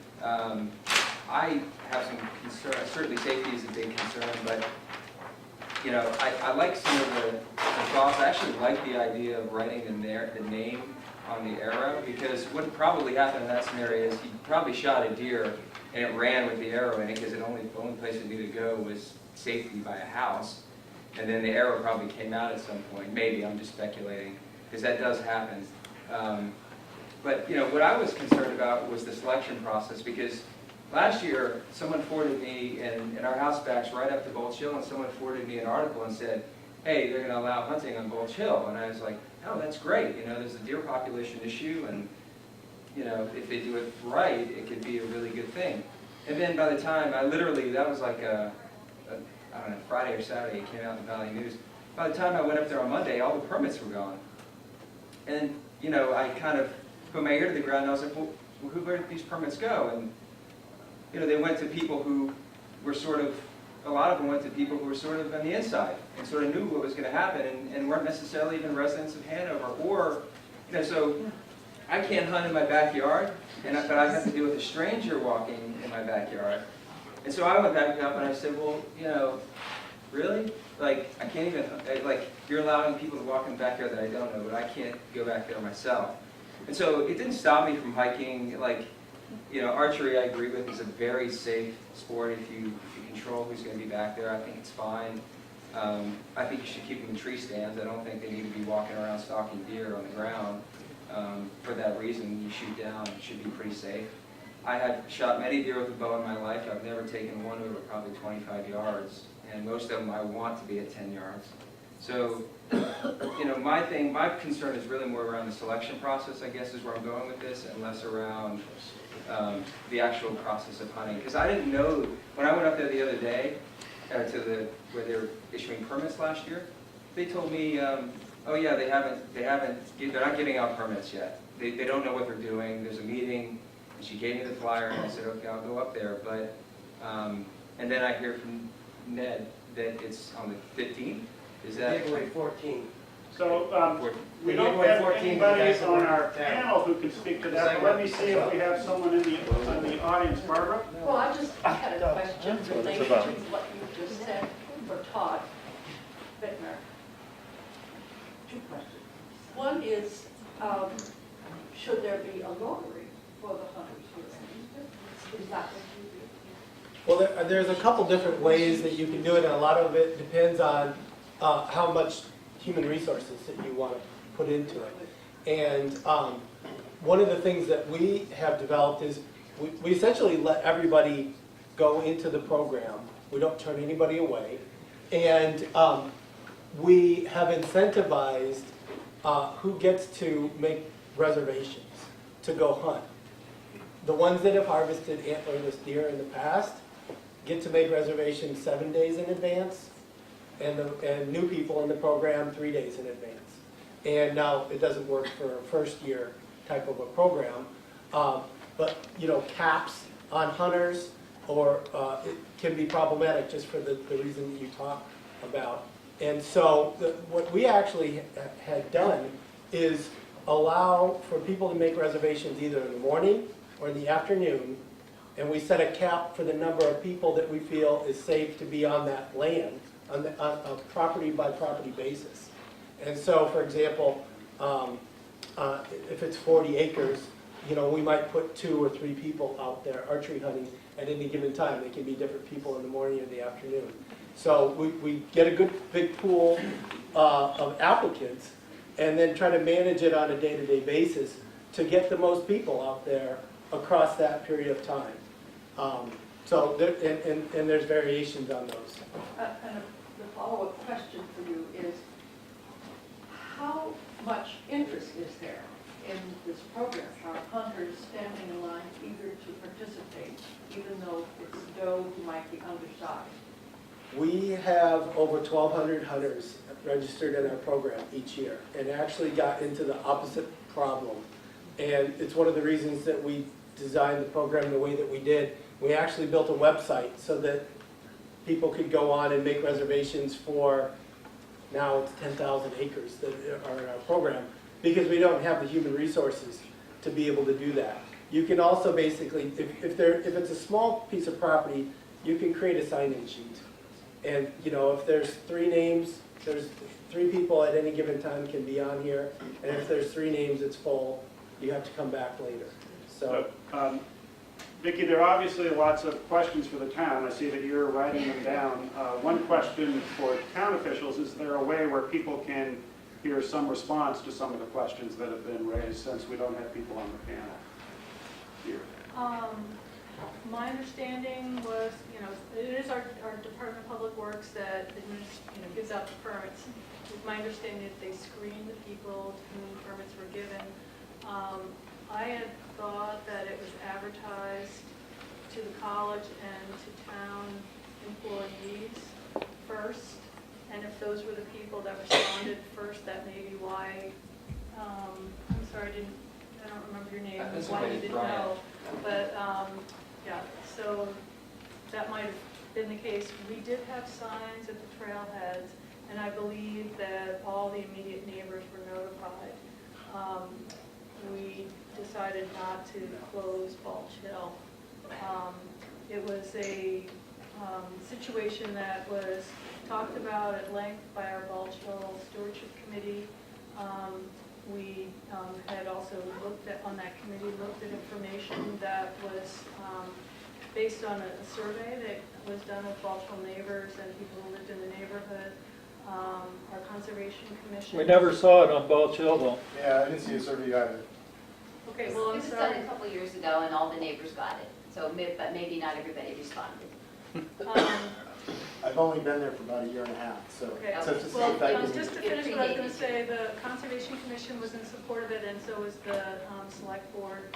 All three landowners decided that they would open the land up and have it administered through the Department of Public Works. So I guess That's I'm all I asking a know. more general procedural question, Vicki, is since we don't have town officials on the panel, if people have got questions that the panel can't answer, where can they go for follow-up? The town manager is really the best person because she's kind of directing shots, and I think it'll continue to be administered by our Public Works Department.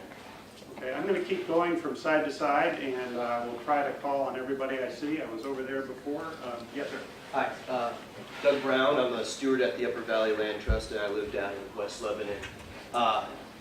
So I think one of the aspects of this, and we've touched upon it, is that hunter safety and hunter education is really important, and in general, education about this deer management issue is important.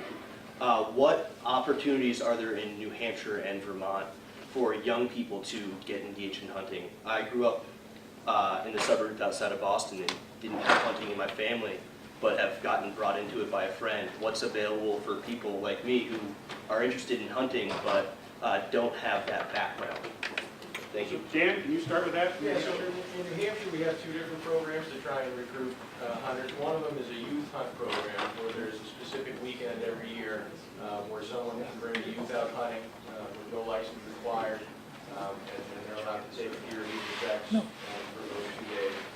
The other program we have is called an apprentice hunting program, where you can take someone, they have their 1 year in the program, their first year they got a hunting license at no cost, and there's no age requirement there, so somebody that's 18 could do it, or somebody who's 72 could do it, but they both have to be accompanied by a licensed hunter over the age of 18.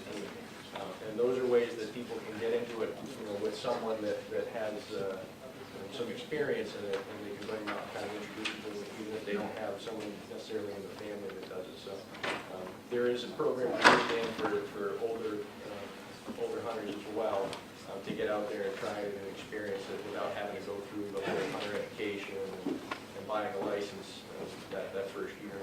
And youth, it's every year until they're 16 or above. Adam, anything notably different in Vermont? So I'll say, generally speaking, nationwide there's a decline in the number of hunters, and the decline is projected to increase. And if you look at the demographics of American society, you see the same demographic pattern in our deer hunters. There's a large component of baby boomers, people that are about to become baby boomers, this bubble moving through. And so concerns about your ability to harvest deer may be further warranted in the future. And so in Vermont, we talk about invasive species being the most significant factor impacting the quantity and quality of available deer range. The recruitment and retention of existing hunters is the most important factor in maintaining the hunting tradition. And what we have seen in Vermont is traditionally people grew up learning to hunt from a family member, and now on a survey the department just conducted a couple months ago, we saw that half of our deer hunters do not have a family member that hunts. And people list hunting for meat as been increasing importance of why they deer hunt, second only to being in nature. So we've seen a change in who our deer hunters are. When we go on our youth weekend to Fish and Wildlife, host a 2-day youth weekend, a mentor hunting experience. What we've seen is that not only are those people less likely to have a family member that hunts, meaning they're being introduced by a non-family member hunter, but they're also more likely to be female and more likely to partake in different seasons, particularly in archery and non-firearm seasons. So we've seen a change in who our deer hunters are. And when it comes to the potential for recruitment and retention, you ultimately need to impact individuals. And conversations that are taking place here this evening are the perfect framework for answering that question about what do you do. As deer densities are addressed in Hanover, you will start to see the impact of things like invasive and other ecological problems start to move up the priority list in terms of how you can do something to have a positive impact. And when you do that, there's opportunities to recruit the community. When you talk about planning hunting, who should be hunting places, who should be prioritized.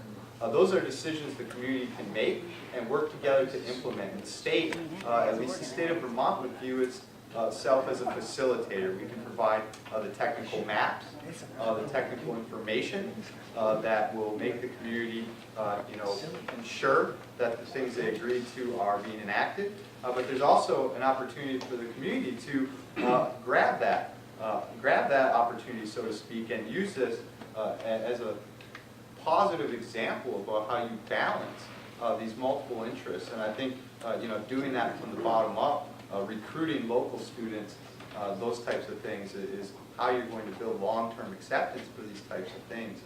And deer, I think that'll be important. Tom, you had a follow-up, and then I want to take a question from the other side of the room. Yeah, just before we leave the Balch Hill situation, which is very interesting, I saw that there's deer exposure studies taking place there, and Barbara wrote a nice little report. I haven't been there personally. But on the one hand, reintroducing hunting is a good thing in my mind, because it says that community can carry on this activity. These places are no longer gentrified. We're increasing this wildness. We're rewilding humans. But I'm curious about your ecological goals for that area. And if you're seeing this bow hunting as just, okay, you got past that. But you are up against a force of nature that is so incredibly powerful, reproductively, smarts. Just look what Todd has gone through, okay? So the idea of 6 or 8 or 10 bow hunters up there, it's not going to do a lick of good if you have ecological management objectives. If you do, if you want to stick to those objectives, then you've got to really think about getting, special permits from the state to employ some of these things. So hunting isn't an end in itself, and bow hunting certainly will never, in my experience, come close to achieving forest health goals you may have for that. Question, gentleman on the far, yes, sorry. My name is Tom Bacon, and I live on Kingsford Road, and we have another problem that you really haven't addressed, which is I have at least a dozen deer living in my backyard year-round, okay? I've called the town, I've sent pictures of them, they just live there, okay?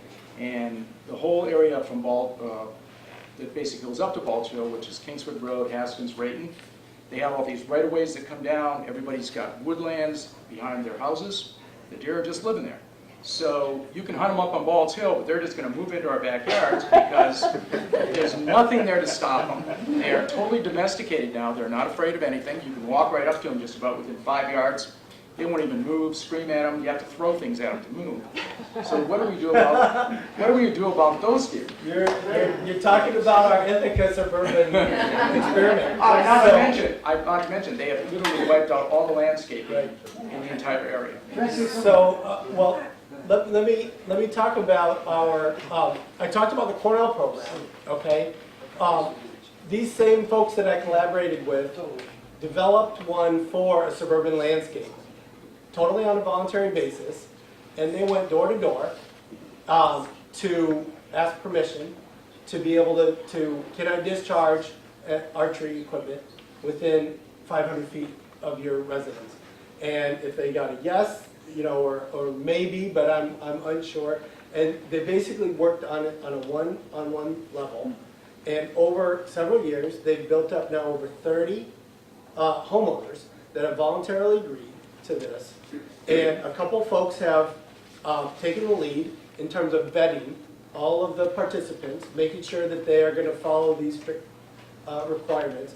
And even meeting with the individual homeowners, where are you comfortable with us setting up? What kind of special provisions these days, not those days?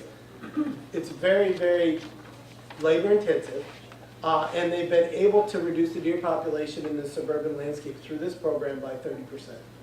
Now, it's kind of like what Tom was saying, it's like, well, bow hunters can get you this far, right? Then the next question is, well, what do you do beyond that? And at Cornell, we had that same issue. We can hunt here, but not over here. And the one part of our nuisance permit that I didn't mention during my remarks was that same clover trap bait setup that we used to originally capture the deer for the sterilization program. This last year, we changed our permit so that we would then euthanize the deer. And that is a completely safe, there's no risk to anybody involved, but it's a social question. Are people comfortable with that? And that's a community conversation, but we went ahead and did that. So What do you do with the meat when you're done with it? Just a second. It's eaten. It is eaten. Question here. My name is Carol Weingeist. I live on Valley Road Extension, and last year, an acquaintance of mine saw 2 camouflage hunters up on Brewster Road, which is across a big field that Dartmouth owns, and a lot of woodland. And I called the police and I said, is hunting allowed in the neighborhood? And they said, no, you're in the urban compact, and no hunting is permitted in the urban compact.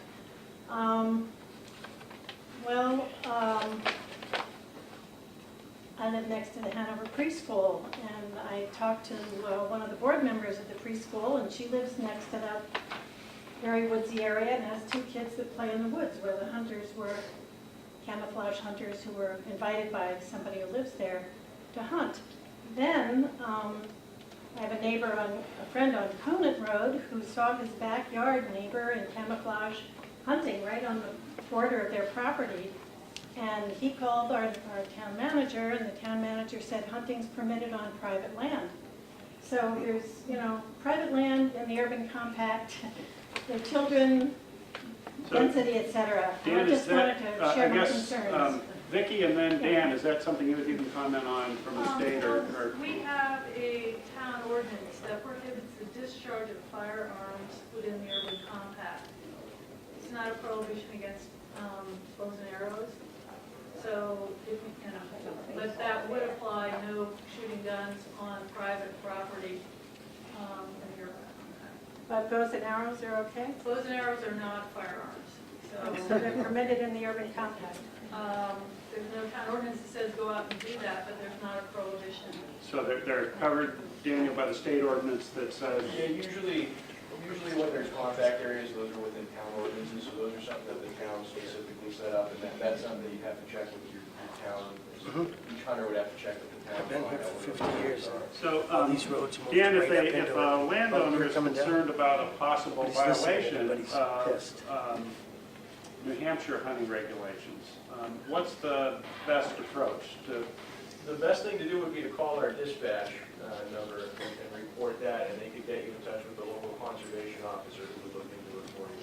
And we have them throughout the state. We're more than happy to look at any problems that you might have. It may be that there's certain laws or regulations that you're not aware of. It could be there's certain laws and regulations that the hunter's not aware of, and hopefully we can figure out what's going on there and rectify the situation. But certainly if there's anything illegal going on, we want to know about that for sure, and certainly our conservation officers would deal with that. And I have the number to the dispatch. I can give that out to anybody who wants it. They can call if they have any issues as far as that goes. David, I see you had your hand up for a while. Dave Chaffee, I live in Etna. Our family land is on the other side of Balch Hill, and it's all woodland through there. It's water company and the Appalachian Trail, which goes through between us and the water company. So we see a lot of hunters out there, and we allow hunters on our land. And one of the things that I have noticed, and this goes back to what you were asking about youth hunting, is that when people come in and ask us if they can hunt on the land, and particularly when they're bringing a youngster, we allow them to set up a blind. But what I have noticed is that if you have youth hunting, they're going to shoot smaller deer. They aren't looking for the trophy deer. The old-timers who come in and hunt are looking for the trophy deer. And I've often wondered if the Hanover Water Company took their property and opened it up for a youth hunting season where uncle, brother, whoever comes in with the kids, they're going to shoot smaller deer. They aren't looking for those trophy deer. I've gone out with my tractor and thrown the deer into my loader and helped them bring it out to Partridge Road and put it in the truck. And I think youth hunting is a good thing. It will get the kids involved, and they will shoot a smaller deer. The other guys, they're looking for the trophy deer. So my suggestion is at some point the Hanover Water Company come up with something, and it sounds like you can do it in a restricted area. Have a week of youth hunting. Let them shoot anything, and you're going to find a lot of those deer are going to be gone. And then with regards to predators, I've noticed, and I'm out there all the time, I sugar and I'm out there in the winter cross-country skiing, and I am beginning to notice more coyote tracks out there. In the water company, I occasionally sneak over there in my cross-country skis, but even on our land, there are more coyotes around. I've seen them, and I have seen signs of them, and perhaps this is another thing that might help. Didn't we bring fisher cats in to go after the porcupines? And maybe we need to bring some coyotes in. Yes, Mr. Rolette, see your hand up for a while. Alice rolled out until 4 years ago. I was an abutter on Walsh Hill and a member of the Walsh Hill Stewardship Committee, and we were going through all of these discussions. And I was certainly in favor of bringing in deer hunting at that time. From what I hear tonight, though, from Todd and Tom, I think it's a futility for us to allow deer hunting up there in a closed area. I sort of go along with Dave that you've got to broaden that area because, as you said, the deer will migrate to the safe area, and that's the water company property right across Grass Road. And also our concentrated hunting season is again not what you've learned works. So it seems to me we're doing the wrong things on Walsh Hill the way we're doing them at the present time. Anybody on the other side? Anybody? Yes, sir. Thank you. I'm Bob Christie. I've lived in Hanover and Norwich back in the 50s. I've lived up in Coas County for 50 years before I returned here to Hanover 6 years ago. The environment in Coas County is a lot different from what it is down here. I've heard a lot of talk about hunting. I've been a hunter, a firearm hunter, a bow and arrow hunter, and so I know both sides of the question. And I've hunted in Essex County and in Coas County. I haven't heard tonight anything about wolves. Now, there's a veterinarian over in Thetford. Many of you may know him. He's done illegal courses, now ocean courses. And Charlie Berger. And Charlie Berger is a veterinarian, and he kept a family of wolves back, I don't know when, was not when I lived here. Anyhow, my question is, why aren't we thinking in terms of outside of the box, like bringing wolves into the area? It solved the problem. There was a worthwhile experiment done out in Yellowstone. Everything else comes in. And brought them into balance with the predators. And I'd like to know if someone would like to speak to this issue. Any of our panelists want to talk about wolves in New Hampshire, Vermont in relation to deer? Josh? Yeah, so I'm from Wisconsin, and I grew up in wolf country, seen wolves, deer hunting. I think that, should large predators, which have the physical capability to recolonize areas, that if they do that, on their own, that is something that we should not impede or disrupt. However, being familiar with that type of animal, or even a bear, what I can tell you is that they won't help address these types of problems in the places where you would like to see them do so. The most determining factor in wolf distributions is road density, which is a proxy for people. They're very secretive animals, and they don't want anything to do with us. And I think that even if they were here, you would not see them, and you would not see them having an impact in Hanover or any other place with any measurable amount of people. And even bears. To manage bears must be done at a regional or wildlife management unit level, because bears roam wide ranges, very wide areas. It's nothing for a bear to be a couple miles in a couple hours. So the presence of large carnivores and predators is certainly nothing that would be unwarranted or unwelcome should they do so. But I think efforts to prematurely bring them back may have a cascade effect that's unintended, and you probably wouldn't see very many benefits from those types of things. Well, in Carson County, coyotes have brought a lot of the environmental problems into balance. They're not wolves, but they prey on the young of the herbivores, and they have done a good job on moose up in Carson County, which are a bigger problem than deer. Tom, did you want to comment The on idea that? of wolves moving back isn't too far-fetched. It was about 5 or 6 years ago in Shelburne Falls, Massachusetts. A sheep farmer was complaining about losing sheep to what he thought was a big coyote. And I think the State Fish and Wildlife actually came out and shot this animal. It was over 90 pounds, gray wolf. They did a total autopsy. It had mice in its stomach, absolutely full-blooded gray wolf that moved back. Just think how far they can travel in a week or a month. So it's not too far-fetched that they might filter back in. Todd, you had a comment on this issue? Well, actually, in some respects, the wolves are already back here. And some studies in New York have done genetic work on coyote population, and their genes are about 20% red wolf, and some canine mixed in as well. And it is different in different regions, but essentially, this is a shortgrass prairie species that in the 30s migrated up into Canada, interbred with the red wolf population, came down into New Hampshire, and its behavior is different. It's a solitary animal. It's a smaller animal out west, and here it's a pack animal, more like wolves. But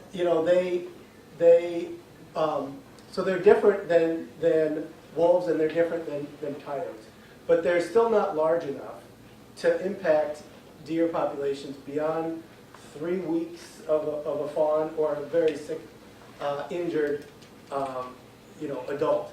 And so, but the thing that's interesting about nature, evolution is marching forwards. And sometimes it just finds solutions. And so you never know, the population of coyotes could continue to interbreed with dogs, and it could become something that 10, 20, 50 years from now that doesn't look anything like it does today. Yes, Bill. Is there any possibility of, Bill Young from Hanover, possibility of breeding a deer that'll eat groundhogs or vice versa? Yes. Maybe somebody here has got the answer to that question. I've got groundhogs, and I got 7 deer in the backyard, but I think we've heard about the browse and the damage it's doing. And recently, a couple weeks ago, this book came out about 10 great hiking areas in Hanover.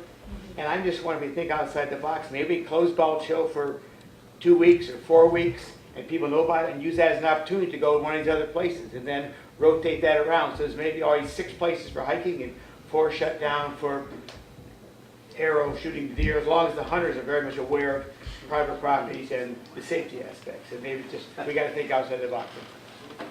Yes. I was very intrigued by when you described the hunting at night, or bow and arrow at night. I live right in town. I'm literally a half a block from the campus off of Park Street, for those of you from Hanover. And the deer herd has descended on us and goes right across onto campus. There's a woodland up there behind. And so there's a lot of deer right in town. And the guy that plows my driveway tells me that at 4:30 in the morning, they can hardly get around a lot of the town because between me and where this other gentleman lived and stuff, they often have like 25 deer are just wandering the plowed streets. And we don't see that, at least I don't see it that hour, but I just was very intrigued. It's like, just as putting that out there as a technique to not forget.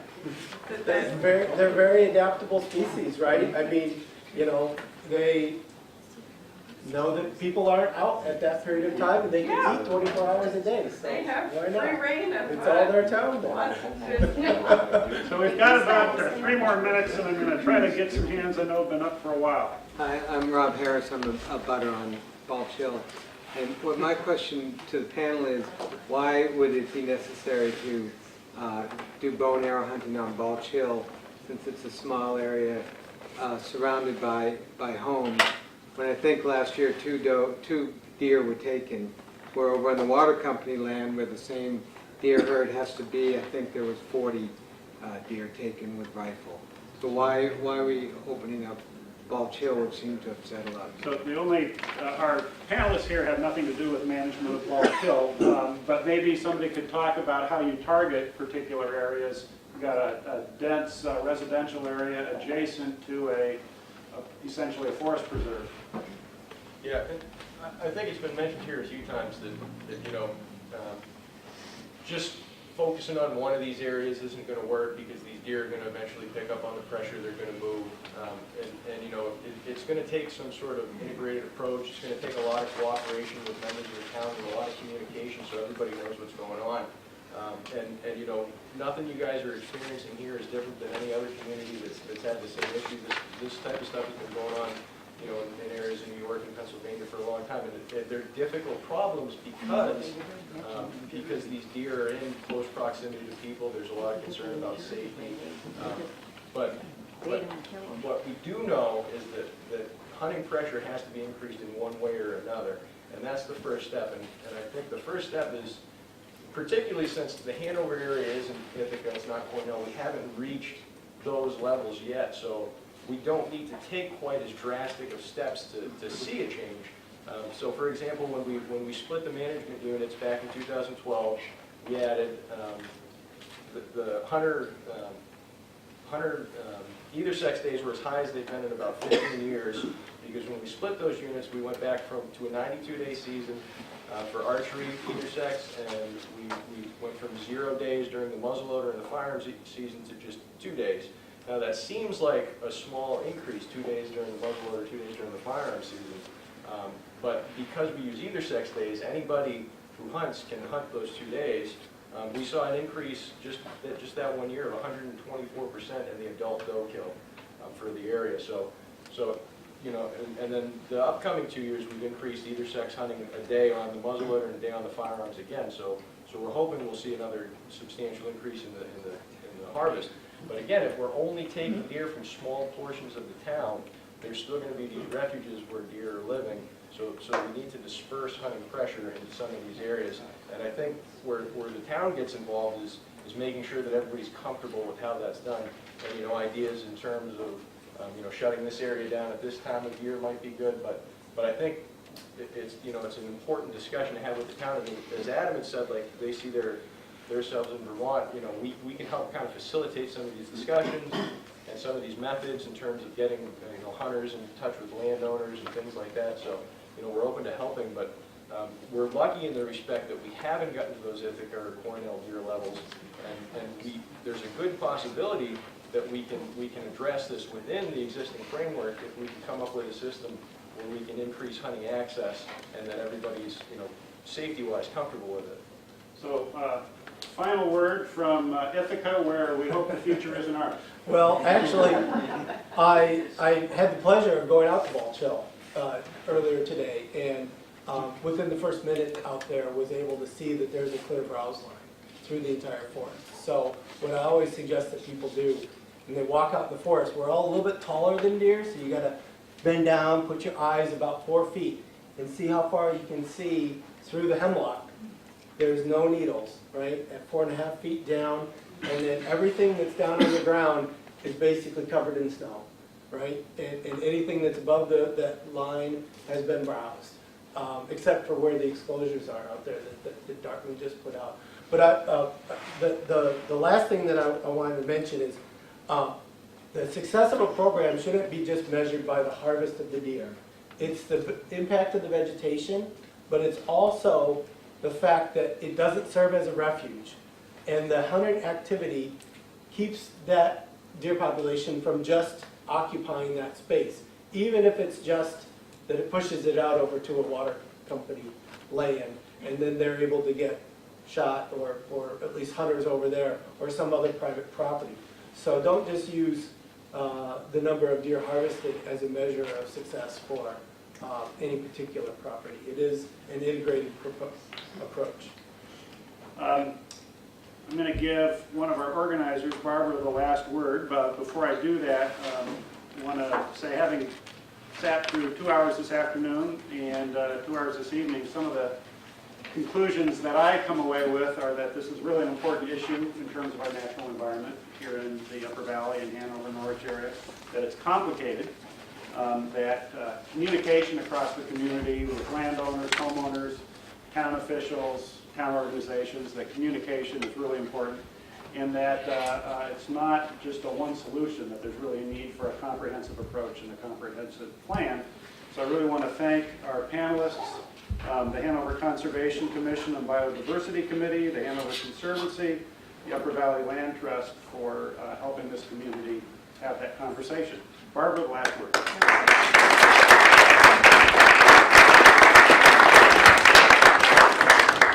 I just want to say thank you all for being here. I can't believe how many people came out to both events. Some of you came twice, that blows my mind.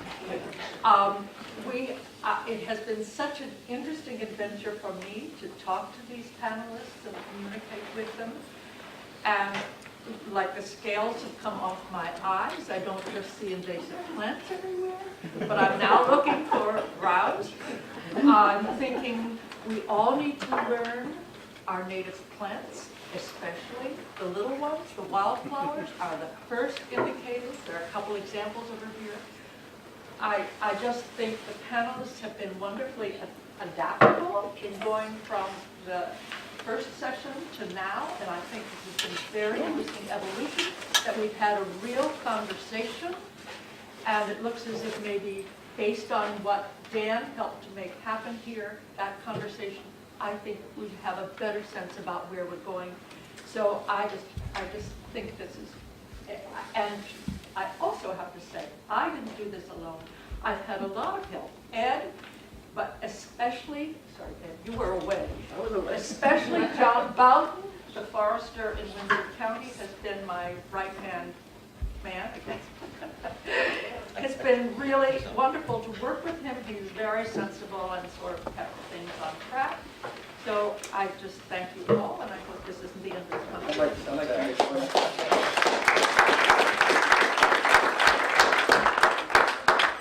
to make a couple more comments. One is that neighbors of Ball Hill have certainly got our attention. I don't think you haven't.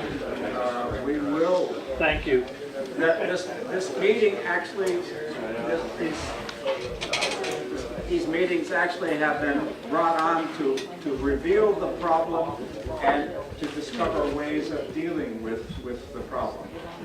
One more statement is that this is primarily being done dealing with deer browse or invasive plant species or managing open space land or trails is being done by a completely volunteer committee, the Hanover Conservation Commission, with the help of the Conservancy, which has its own properties to deal with. We have a Biodiversity Committee, which Barbara leads, and you probably can guess that she is the instigator of this very meeting through her committee. And so we are looking for more volunteers. And particularly those that have the relationship on Balch Hill, they know what's going on up there. They can help us with the solutions. They can join the Biodiversity Committee or just come to the Biodiversity Committee meetings. So I invite you to do that. Okay, thank you all.